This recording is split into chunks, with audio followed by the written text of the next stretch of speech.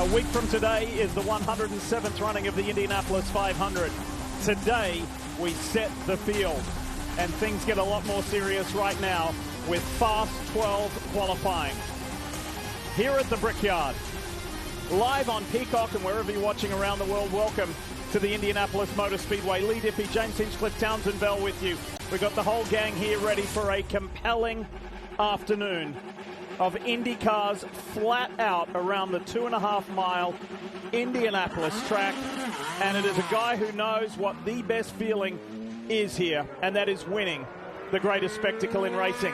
The one thing that this guy on track, Will Power in the Verizon Chevrolet, has never done, and he is the king of qualifying of IndyCar, he has never won an Indy 500 pole position. It's not going to change right here now because we go from the Fast 12 to the Firestone Fast 6. But he could put himself in contention. I'll tell you what has changed is track temperature. Look down there at the bottom of the graphic, 121 degrees. It was 101 degrees the last time Will Power saw this racetrack in practice. And he's the first to go in this top 12 shootout. And he's about to find out what the track really feels like as he approaches turn one. That is a massive change in track temperature, Townsend. 20 degrees is going to have a huge effect on how these tires handle 4 laps, 10 miles around this racetrack. And predicting what it's going to do to set it up right before you get out there is one of the biggest challenges of this format. And yesterday, everybody got to experience those peak temperatures pretty much. They were 10 degrees cooler than what we have now, to the boys' point. So what we're going to set here is positions 7 through 12, and all 12 competitors are guaranteed at least one run. So, only one run, pardon me. So, here we go. 4 laps, 10 miles. This is Team Penske's only entrant in the Fast 12. Will Power is away. See already how busy he is. He's got his hands making adjustments to the engine maps. He's using that weight jacker, that quick jacking. I'll tell you what, at the top of the left thumb. Looks pretty neutral. That's your rear bar if you need to. Yeah, rear bar if you need to. That's to soften it up, give you a little bit more rear grip. The wind's nice and calm today compared to yesterday, but he still looks like he's fighting that car a bit, Townsend. It does, but it looks fast. You heard Marcus Ericsson say in the promo for this, you want to be almost crashing, but not just. Another reminder about rear bar. What's that first lap? 233.297 miles an hour. Oh, big understeer in turn 1. Didn't have to get out of it, but man, he's struggling. A bit high in 2 as well. I feel like they've gone with too light a downforce for these temperatures. This does not look easy at all for Will Power to hang on, and he's only halfway through the second lap. Team President Tim Penske looking on. Remember, Team Penske, the 18-time Indianapolis 500 winners. And this is their only guy in the Fast 12. Little baby lift on the throttle there in turn 4. Halfway. You're already having to do that at halfway. That's not a great sign. Will Power not making any adjustments to the roll bars, front or rear. A little bit of a different driving line.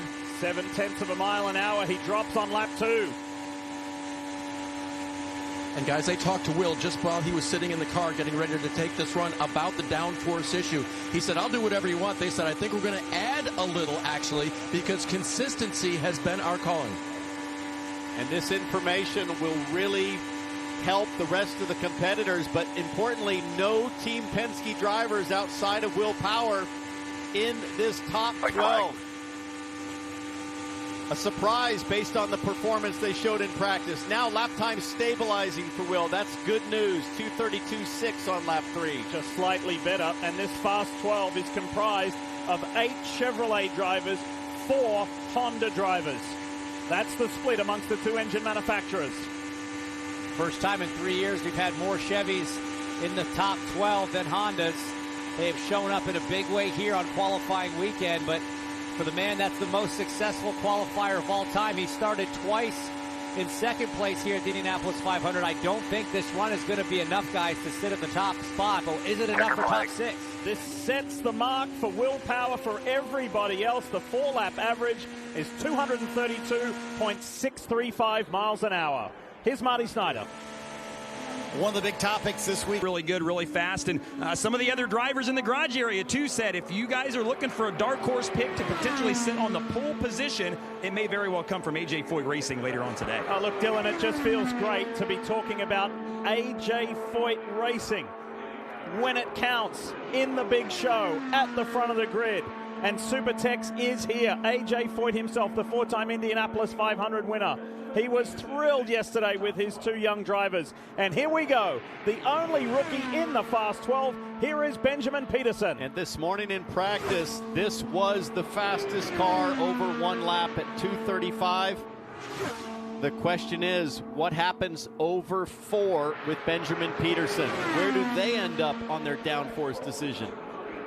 It's guesswork at this point. The engineers have the hardest job trying to figure out not just what the downforce level is, that's going to affect what gear ratios you put in the car. So you will have been watching Will Power's run, seeing it was a little bit more difficult. If you need to dump down the front, that's okay. And you can make an adjustment in line as we see the first lap there.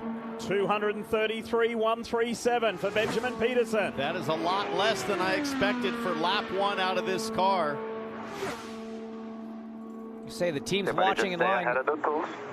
You can adjust front wing and rear wing once you're in the qualifying line, but you don't want to go too far because, again, you've picked your gear ratios based on the downforce level that you decided before you went to tech. Throttle wide open. Minimum speed looked really good in turn 2 as his mom looks on. Now, in the final practice earlier today, folks, and for those of you who are with us, you'll remember that there were multiple cars on track, so a tow was in play. This young guy put up a speed in the 235-mile-an-hour range. Just sublime speed. His second lap, 232 really here. Stay on top of it.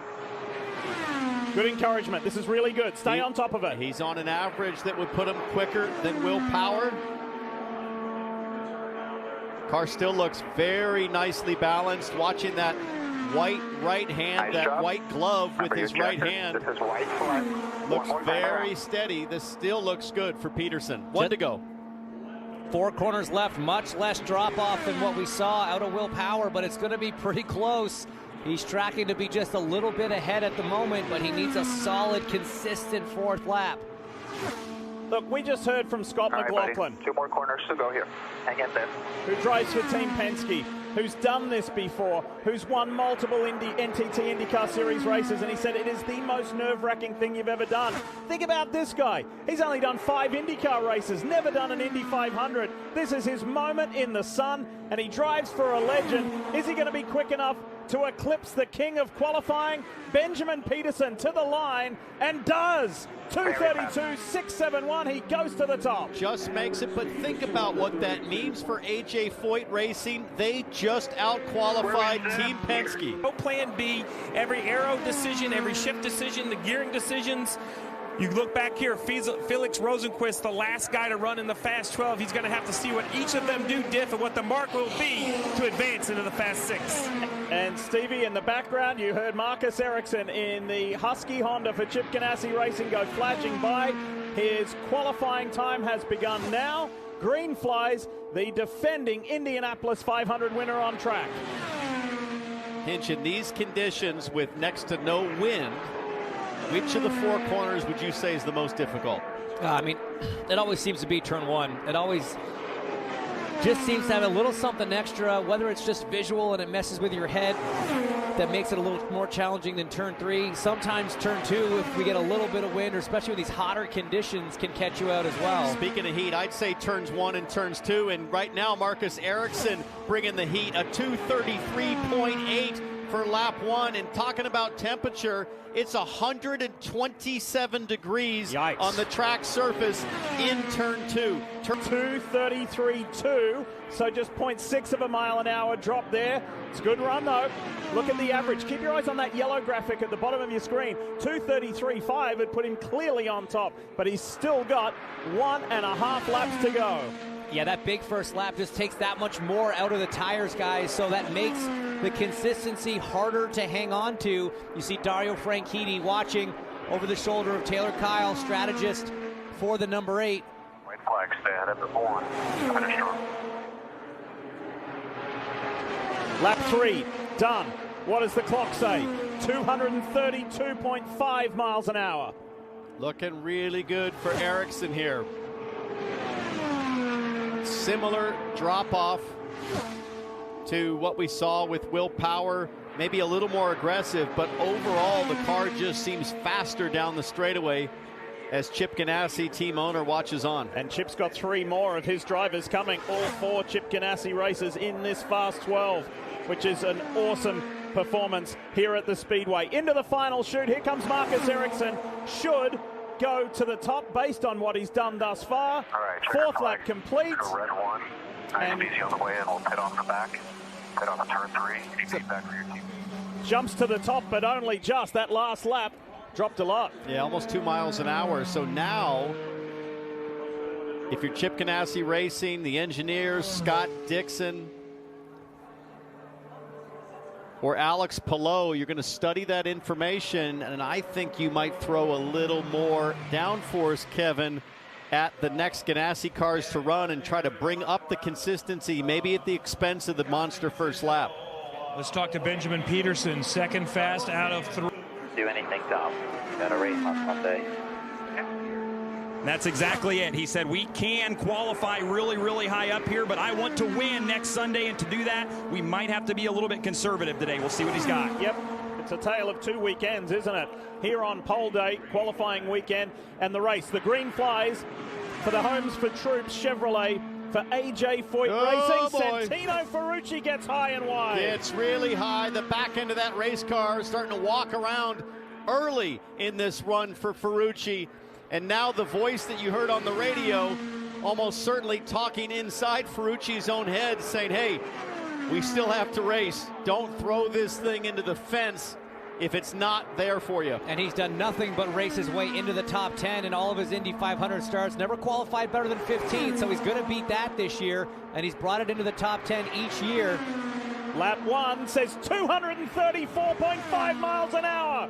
Game on for Santino Ferrucci. I don't think he's listening to his own voice. Ferrucci saying, I am going for it. Even if I got high in turn 1, I can make the corrections, make the adjustments, and stay flat. That is a monster first lap. So impressive. That first lap speed from the number 14. But remember, like we said with Marcus Ericsson, that big first lap, it takes a lot out of these Firestones. It means it's going to be that much harder from inside the cockpit to take care of them, make those things last, be consistent across the run. Let's see lap 2. This is going to send a message to the rest. Another 234 lap.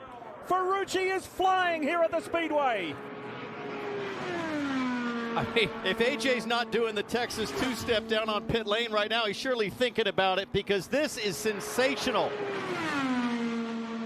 Sensational speed, sensational consistency so far, staying on top of the balance, staying ahead of your tools. You hear that a lot over the radio. Santino Ferrucci doing what needs to be done, halfway done. Oh, he is setting a mark for the others to chase. Big time. Lap 3, what does it say?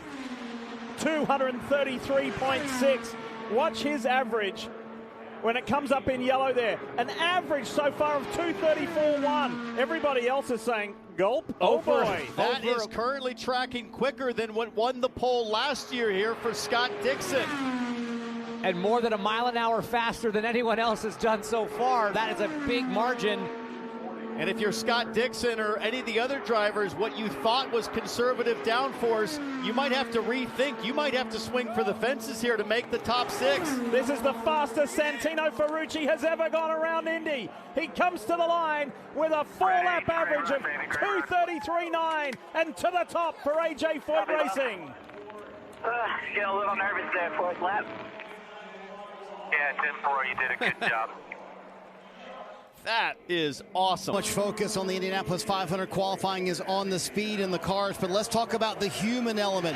You heard the drivers at the top of the show talk about how nerve-wracking these 4 laps are, how they have to work themselves up for it. Pat O'Ward told me this morning, not me, the faster, the better. And Hinch, I've got to believe, as you see Ferrucci get out of his car, that there's something in that. There's maybe a little bit of something there when the driver says, I embrace all of this speed and all of this danger. That's what racing drivers do, Marty. The faster, the better is absolutely right. And that man at the bottom of your screen, Santino Ferrucci, as fast as you like. He matched the best time yesterday set by Felix Rosenqvist at a 2:33.9. As now we watch Pato O'Ward, the first of the McLarens to strike. Yes, indeed. This team has been fast this month of May, and the 24-year-old Mexican is primed for this moment. He got his best qualifying and best Indy 500 result last year. He's ready for this moment to put himself in the Firestone Fast 6. Looked nice and stuck in turns 1 and 2 on the opening lap.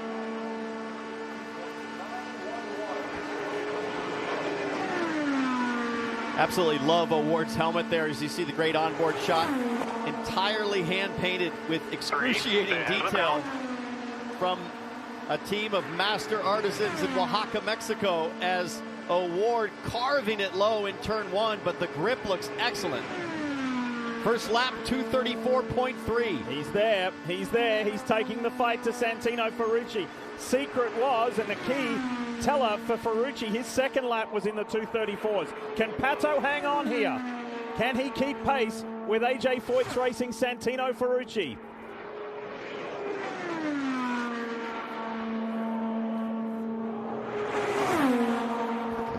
Halfway, stay ahead of the balance. You hear it on the radio, stay ahead of the balance. You almost have to predict what the car's going to do and make adjustments to your tools before you get there, but he did not manage to get that second lap in the 2:34s, Diff. 2:33.6 miles an hour, so you look to the bottom left there, the 2-lap average 2:33.9, so it's tracking well. He's on pace with Ferrucci. If he can stabilize. Exactly.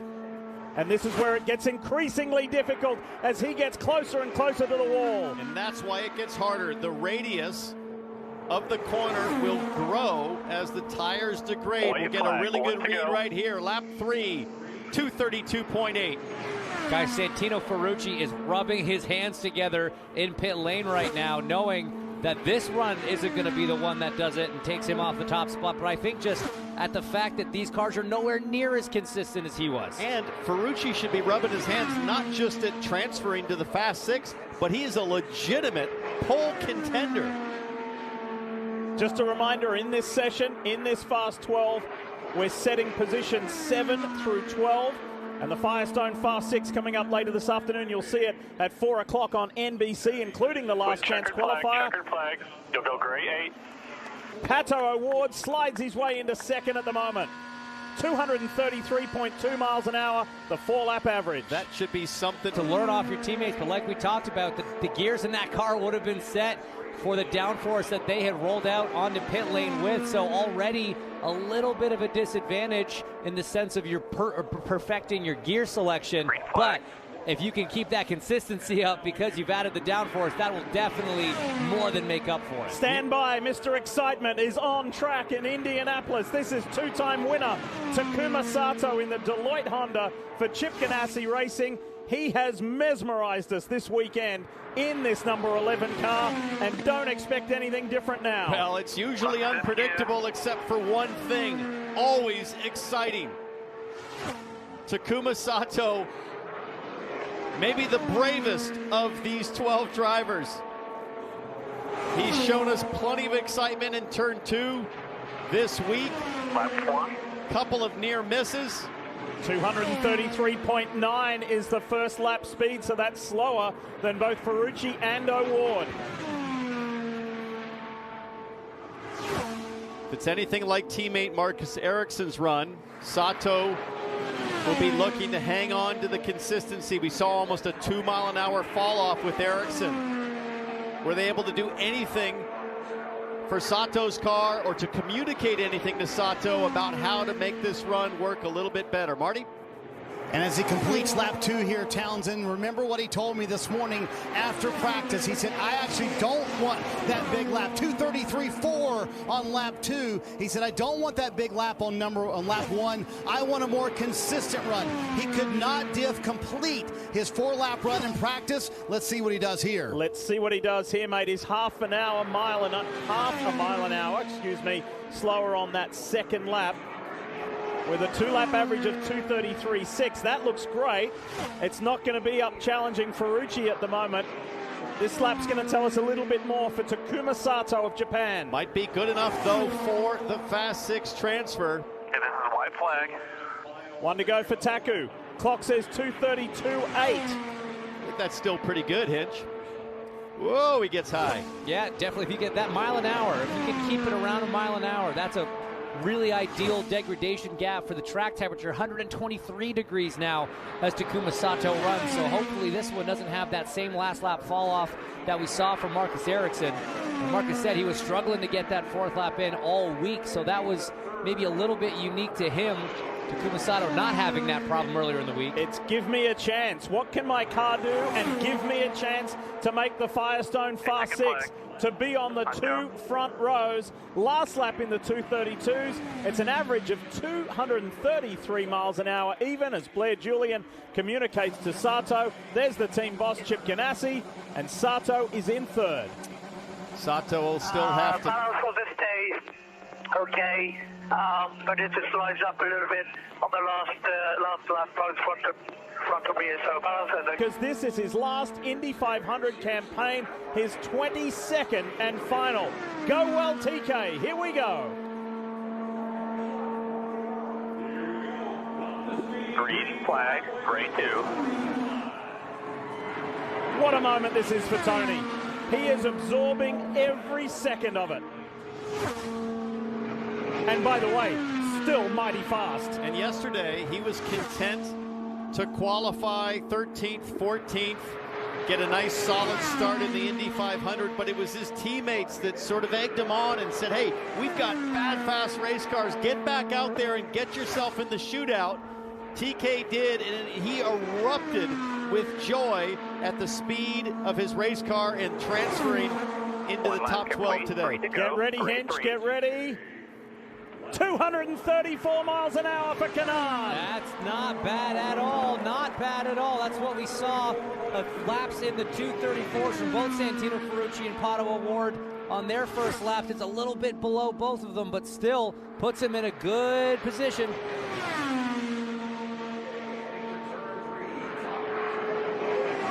And of all 12 of these drivers, it'll be this guy, Tony Kanaan and Scott Dixon, with the most experience, the most comfort at working the controls aggressively, the experience to know which lever or which button to push. Second lap for TK, 233.5 miles an hour. Excellent. He chose not to practice earlier today, saving it all for right now. This thing looks very positive on the handling. No scrub in the front end whatsoever. The back of the race car just kind of steering itself seemingly into the short chute onto turn 4. Only one of the drivers in the top 12 to not practice this morning, but it might have been a good move because the conditions are so much different. 124 is the track temp now. 232.9, so loses just over another half a mile an hour. Oh boy, Big now wiggle. it walks around. Big wiggle in turn 1. Getting squirrely. Hang on, TK. You don't want to lift. You're making adjustments to the bar, adjustments to the weight jack. You're doing anything you can, thinking, I've just got to hold on for 2 more corners. Oh, after what he just rode through in turns 1 and 2, it'd be a full bar dump to try to save the balance. Wife Lauren is saying, come on, bring it home. Be safe, be fast, let's go. Let's try and have a shot for one more Firestone Fast 6. Checker flag. The crowd love it. Great. Average lap 233.0 for TK, he's 4th. What was that 4th lap? It fell all the way down to a 231.8. So when we got up in our seats, it must have been really, really sketch for TK in turn 1. Let's have a look at it. Kevin, the month of May started with Scott Dixon as the favorite to win the pole for the 107th Indianapolis 500. He's won back-to-back pole positions here for the 500. But when I talked to him after practice this morning, I said, how do you feel about the chances to get a 3rd straight pole? He said, quote, just okay. He said, we're a couple of adjustments away. Diff, they haven't quite hit it yet on the 9 car. We'll see if they made the right adjustments as he gets ready to take the green for his 4 laps. He was in the top 6 this morning, Marty, in practice. Green green flag flies here for Scott Dixon. No driver has ever won 3 consecutive pole positions for the Indy 500. Scott can't do that now. The mission right now is to make the Firestone Fast 6 to give himself a chance at that. And Dixon has that magic touch in these conditions. Probably the most comfortable of the field, driving a loose car at Indianapolis in qualifying trim. He just never seems to lose his cool. That's why they call him the Iceman. And watching the hands right now, everything looking very steady on lap 1 as he rushes with his right thumb to adjust the weight jacker, lower the back of the car, and reduce drag. Pretty good first lap. 234.3 miles an hour. That'll do. Looking very good on balance there, Hinch. Yeah, the thing, I mean, you talked about it. He just is so good as he makes a small front bar adjustment there. So good at just keeping the steering wheel so straight. He's barely turning the thing into the corner and just balancing it on that right rear tire. Again, hits the weight jacker, another bar adjustment. This is the most active we've seen a driver so far. This is that experience that you were talking about, T-Bell. 233.8 miles an hour, Dixon's second lap. The consistency that we've seen in a half-mile-an-hour drop-off from lap 1 to lap 2, but it doesn't seem to matter whether your first lap was a 2:34.5 or a 2:32.5. So that really does tell me you want that big first lap to just get that average up high to begin with. Those hands are so busy, Diff, right now. It's like tuning the sails in a sailboat race, except in this sailboat race, you're doing 240 miles an hour on the straightaway. Big scrub, though, in turn 4. This will be a slower lap time, I believe. It was a late downshift. Just keep looking at that yellow, the average, 233.6. He's still going to be up there. Wife Emma, she knows what this feels like. She's been through these pole days so many times with her husband, the 5-time pole winner here at the Indy 500. Something happened in turn 4 on the last lap. You could hear the revs really drop. Let's see if he makes a downshift adjustment here for the final corner.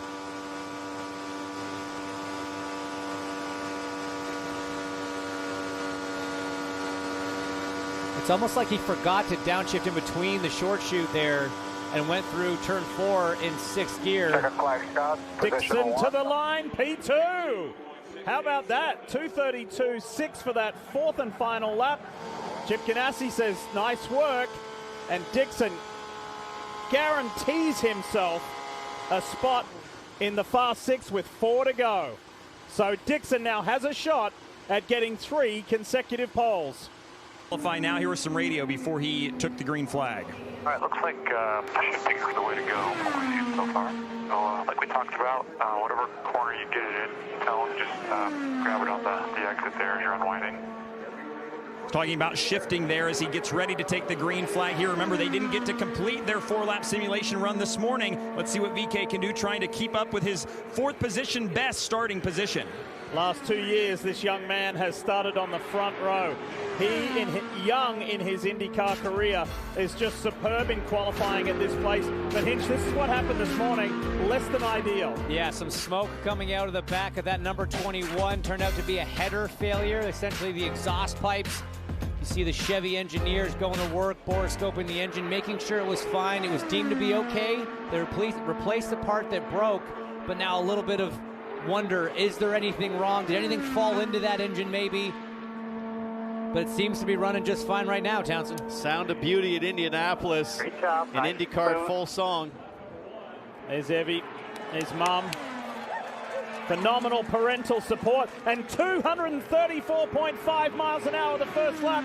Almost matches Santino Ferrucci. It is on. Phenomenal first lap. Again, this kid has a qualifying average here of 3.3. Guys, he's never started worse than 4th. Teammate Connor Daly watching on and supporting. This is a rocket ship right now. That gold and white Bitnile car round in turn 4. Things are looking pretty promising for VK. The consistency in the minimum speed looks strong. Lap 2. Remember, Ferrucci backed it up with another 234, and so too does VK. Rinus VK with a 234.0. Just a hint of a slide at the apex of turn 1, but it didn't look evil. It looked predictable. Yeah, he still drove it out to the exit, even though he had a little bit of a moment. It looked like mid-corner. It's all coming down to this consistency, coming down to that tire degradation, that engine degradation. These speeds are incredible here at the Indianapolis Motor Speedway. And this 22-year-old Dutch driver handling it superbly. Great job. Smooth. Get your marks. 3 down, 1 to go. Third lap, 2:33.5. Gets all the way up to the wall on the turn in for turn 1, giving himself as much lateral room to open up the corner, keep the wheel as straight as possible while still making the corner, trying to take all of the scrub out of it. It's going to be extremely close between VK and Ferrucci at the line. Really composed, really well balanced. Not sure it's going to be enough, but it should be a good shout for a top 6. We had our first tie ever in the history of Indy timing yesterday. What's this going to be? Have a look at it. Keep going. Rinus VK slots into second. Oh, just a 1/10 of a mile an hour. P2 right now. Oh, yeah. Great job, guys. Oh, yeah. Wheel.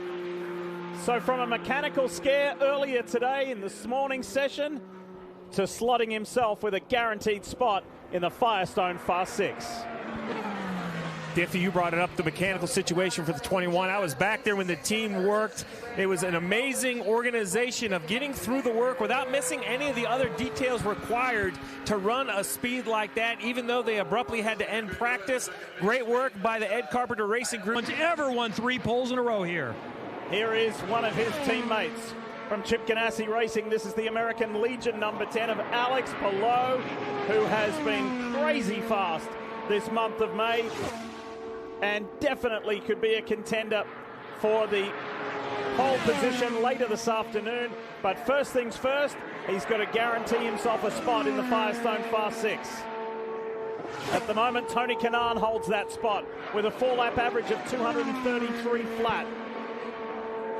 Car looking nice and planted. 3 more laps at the exit 2. Go to Palou thunders down the front straightaway, and his first lap is a biggie. That is the biggest, the fastest. Beyond Santino Ferrucci by 0.3 of a mile an hour. It is on for the 10. Guys, just remember what he did yesterday. It was a 233.398 average, but this car has been so fast right from the open test in April. We clocked the 10 as one of the speediest wagons, whether it was in quali simulation or race trim. And right now, after doing a great number, top Honda yesterday, he is lining himself up to get ahead of Scott Dixon. You see Chip Ganassi nodding. He said, oh, yeah, that's what I'm talking about. Second lap, it drops, but it's still in the 234 mile an hour range. And look at that 2-lap average down the bottom. Starting to slide a little bit, Townsend. A little bit, but it's a nice 4-wheel progressive slide. It doesn't look like it's moving around much. The key is to watch the throttle. Look at that telemetry on the left-hand side. No lifting, wide open still on lap 3. That's what you want to keep that Honda spooled up. The boost maxed out. Palou coming down the front straightaway. I think this is just a tick slower now. Even as a rookie back in 2020, Alex Palou was immediately at 1 with the Indianapolis Motor Speedway when he qualified 7th. That was his worst from his 3 starts thus far. This guy performs so well here, the 2021 Series champion. Still tracking to go to P1. Palou, such a smart driver, such a mature driver, despite his age, and he'll know all I need to do is be in that top 6, and then I can regroup with my engineers. We can study the information from our teammates and make even better decisions for the next round. Tony Kanaan said, my time won't stand. And it doesn't, as Alex Palou drops a little bit on the 4th lap. Big picture-wise, doesn't matter. He's in 3rd, and that puts 3 Chip Ganassi racing cars in that provisional Fast 6. Still with 2 very quick McLaren cars to go.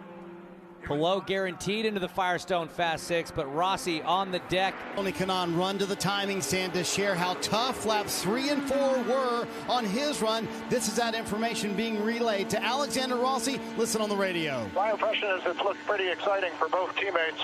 Tony's looked like it hung in better, but they both had pretty sketchy last laps. my impression is I should go more than even Tony.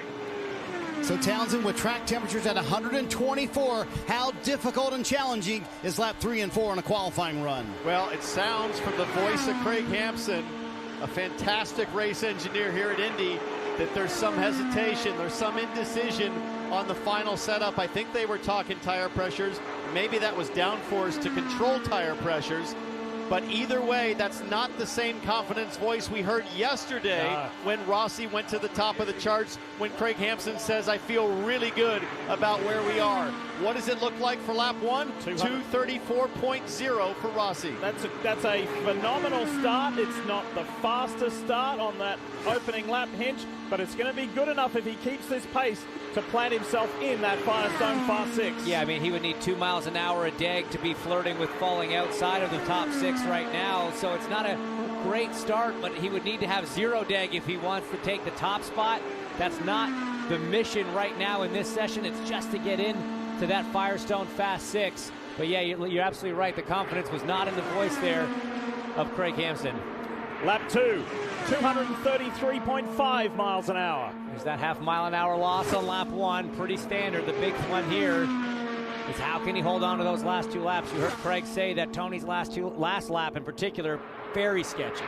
Looked like the rear's starting to heat up as Alexander Rossi exited turn 2. Just a hint of a slide right there, and James, you're noticing he's hunting for it on the throttle now. Yeah, just the smallest little lift on the way into 3, probably to try to control something on the exit. So it is starting to make Alexander Rossi really work for it here. Still looking good on the average, 2:33.0, so another half a mile an hour drop in succession each lap.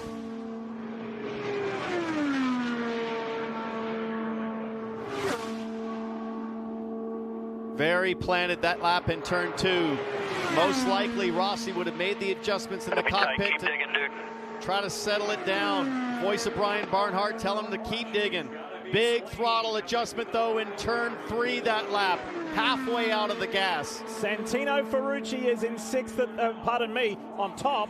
Meanwhile, Takuma Sato is in 6th. Here comes Alexander Rossi, and Rossi will take over that 6th spot. That was a big drop on the last lap.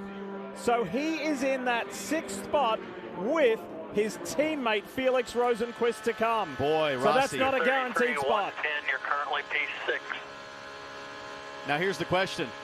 Is he giving feedback to Rosenqvist, his teammate? Because it's silent on the radio right now. Being the fastest, you're the last one to go out and make an attempt for the Fast 6. Get all that feedback from your teammates. Here was the radio transmission to Rosenqvist about what they're changing.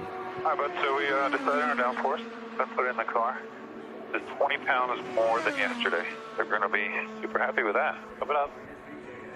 So they made adjustments on 2 of the 3 cars after the Aero McLaren teammates went out. Added rear wing after Pato, that 20 pounds of downforce. Adjusted air pressure after Canan, who said they went a little bit too aggressive on his car. So if there was any feedback from Rossi, that's all it's going to be here for Rosenqvist. We'll see if he can slot into the Fast 6 and bump his teammate out. Folks, listen to this as you watch Felix Rosenqvist. At just how knife edge this is. Over 10 miles, the 4 laps, Alexander Rossi displaced Takuma Sato by 8 thousandths of a second to have a provisional position in that Firestone Fast 6. Rosenqvist yesterday, I said to him, how about that, mate, when he was on top? He said, that was great. That was like nothing else I've ever experienced. He was flying yesterday in this car for Aero McLaren. And he draws inspiration with that famous McLaren throwback livery.